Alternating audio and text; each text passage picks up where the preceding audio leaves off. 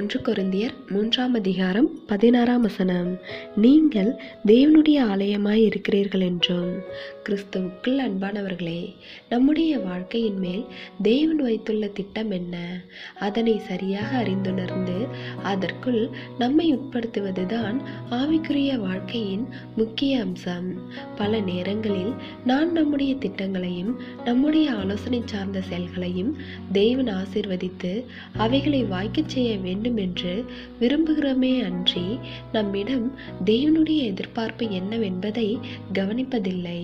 அதன் விளைவாக அநேகர் தங்களுடைய வாழ்க்கையில் தேவனுடைய ஆசீர்வாதங்களை பெற்றுக்கொள்வதில்லை.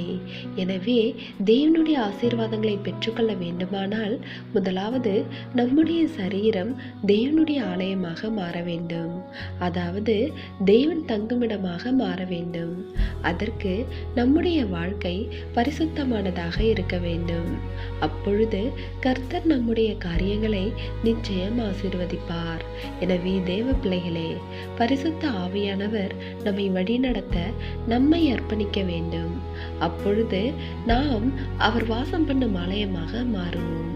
தேவனுடைய நன்மைகளையும் பெற்றுக்கொள்வோம். தேவனுடைய கிருபையும் இரக்கமும் உங்கள் அனைவரோடும் இருப்பதாக.